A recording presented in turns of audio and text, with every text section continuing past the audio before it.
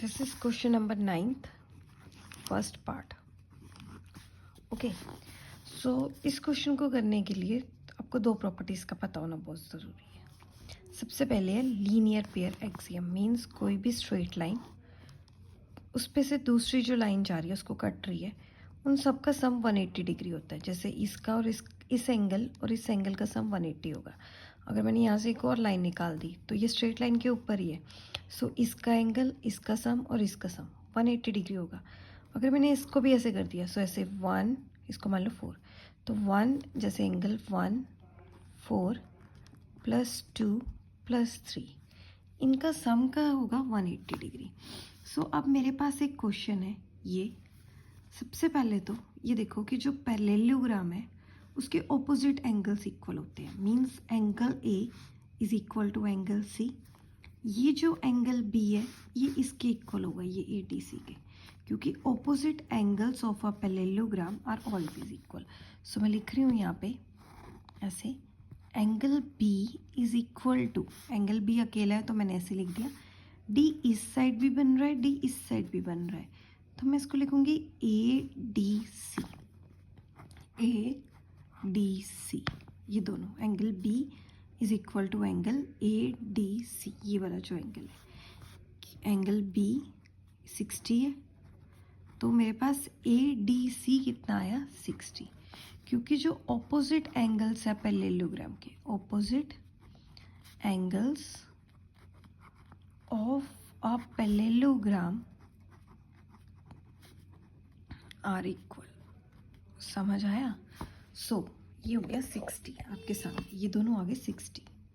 अब लगनी है लीनियर पेयर एक्सियम. ये जो लाइन है, ये देखो आपके सामने ये लंबी लाइन है डी सी, इसमें x और 60 का सम होगा 180 डिग्री है. ऐसे है ना, ये ऐसे जा रही है ए डी आपके सामने, ए और डी.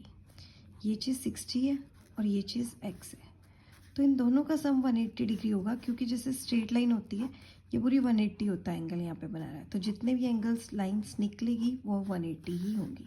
सो मैं यहाँ लिखूँगी थ्रू लीनियर पेयर एक्सियम. इस प्रॉपर्टी को बोलते हैं कि कोई जो स्ट्रेट लाइन के ऊपर, मतलब आप इतनी सारी लाइन ड्रॉ कर दो, उन सब का सम लाइंस का क्या होगा 180 degree. That is x plus 60 degree is equal to 180 degree. So x कितना आया मेरे पास 180 माइनस 60, दैट इज 120 डिग्री आगे. सो x आ गया मेरे पास 120 डिग्री. अब आगे देखो, जो पैरेललोग्राम है इसकी हमेशा ऑपोजिट साइड्स क्या होती हैं, पैरेलल. ये वाली साइड इसके पैरेलल होगी, ऐसे मैंने ड्रॉ की, ये आपस में ऑपोजिट साइड्स हमेशा पैरेलल होती है. तो आपके सामने जो ए बी है ये पैरेलल किसकी है, सी डी के. ए बी पैरेलल किसकी है, सी डी के. इसको आपने ऐसे एक्सटेंड कर दिया, ऐसे A B parallel C D है. ओके, सो अगर ये वाला एंगल आपके पास 60 डिग्री है, ओके, आपके पास ये लाइन पैरेलल है, ये लाइन पैरेलल है, कि जो ए बी है as A B parallel C D, A B parallel है सी डी के, ये पैरेलल है सेम डायरेक्शन में. And B C is transversal. B C क्या है, ट्रांसवर्सल.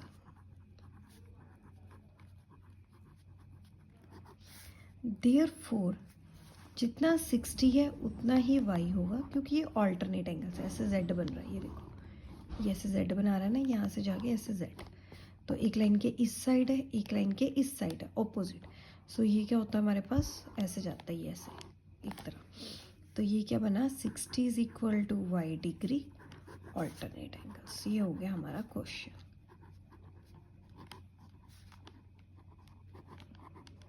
सिमिलर ही इसका थर्ड पार्ट है, सेकंड हम बाद में करते हैं. ऐसा ही है सेम टू सेम, तो पहले उसको कर लेते हैं.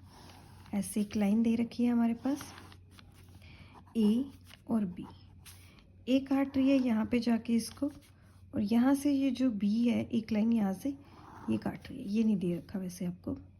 सो बी यहाँ पे दिया हुआ है आपको एक्स इस बी पॉइंट के पास, ए दे रखा है आपको यहाँ पे 80, और वाई आपको निकालना है. ये इस टाइप से डायग्राम आपको दे रखी है, तो इसको भी आपको सॉर्ट आउट करना है. एक ऐसी ही डायग्राम है, ज़्यादा इसमें कुछ है नहीं. सो अगर ए बी और ये दोनों पैरेलल हैं, ठीक है। ए बी, मान लो इसको आप सी और डी, तो आपके सामने ऐसे ही हो गया जैसे ए बी, ये सी डी आपस में पैरेलल हो गए, तो ए डी एक तरह से काट रही है। तो अगर ये 80 है, ये भी 80 होगा, ऑल्टरनेट एंगल्स, ये होते हैं ऑल्टरनेट एंगल्स, ठीक है। इसको आप एंगल 1 मान लो, जैसे मानना है तो मान लो, कोई चक्कर नहीं है। ओके, सो मैं लिखूँगी एज ए बी पैरेलल किसके है, सी डी के, and A D is transversal. Diagram में एंगल 1 को मानना है, अगर आप नहीं मानोगे एंगल 1, वैसे ही कर दोगे सिंपल, तो टीचर कंफ्यूज होगा, वो आपके मार्क्स काट लेगा। And A D is transversal, therefore angle 1 is equal to 80 degree, that is alternate angles.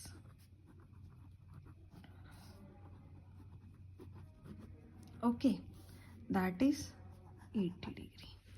Angle 1 is equal to 80 degree. Okay, अब इस पे लगा दो आप लीनियर पेयर एक्सियम, सेम ही लगेगा लीनियर पेयर एक्सियम। इसको मैंने ऑल्टरनेट से कर लिया और ये बन गया लीनियर पेयर एक्सियम। नाउ मैं लिखूंगी angle A D C plus of angle Y is equal to 180 degree. ये आ गया मेरे पास लीनियर पेयर एक्सियम, मतलब कोई भी स्ट्रेट लाइन, ऐसे स्ट्रेट लाइन है, इसके बीच में से अगर आप लाइन ड्रॉ कर रहे हो तो इन दोनों एंगल्स का सम 180 डिग्री होगा। ये एंगल 1 है, ये वाई है, यहाँ पे आप एंगल 1 भी लिख सकते थे।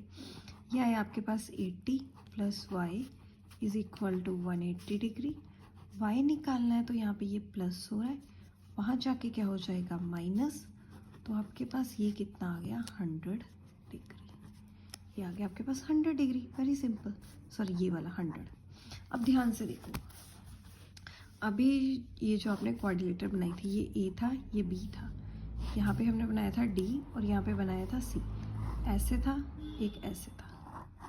अभी आपने इसको किया था एंगल 1 मान के, ये था 80 डिग्री। अगर ये 80 है तो ये भी 80 ही होगा, क्योंकि ये आमने सामने बन रहे हैं, opposite angles of a parallel और क्वाड्रिलेटरल। सो मैं इसको लिखूंगी angle A D C,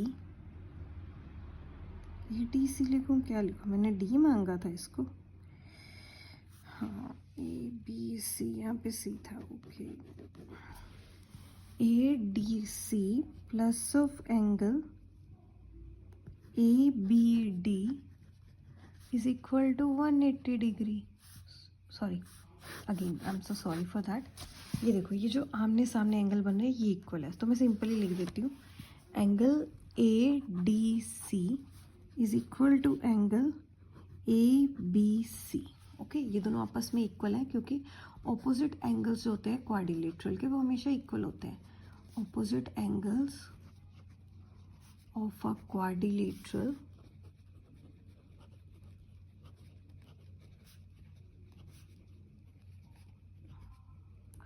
are always equal. अब ध्यान से देखो, ऐसे बन रहा है ये वाला, ये अभी आप प्रूव करके हटे हो कि ये 80 है, ठीक है। अगर ये 80 है तो ये भी 80 होगा। ये एक तरह से वर्टिकली ऑपोजिट एंगल्स बन रहे हैं, ये लाइन काट रही है, एक तरह से क्रॉस बन रहा है ना, ये देखो ये क्रॉस, ऐसे अगर क्रॉस बन जाए तो ये सामने सामने होते हैं, इसको बोलते हैं वर्टिकली ऑपोजिट एंगल्स। ये ऐसे ऐसे बने ना एंगल, तो इसको वर्टिकली ऑपोजिट एंगल्स बोलते हैं, तो ये वर्टिकली ऑपोजिट एंगल्स है। सो मैं लिख सकती हूँ इसको 80 degree is equal to X vertically opposite angles. So ये हो गया हमारा क्वेश्चन।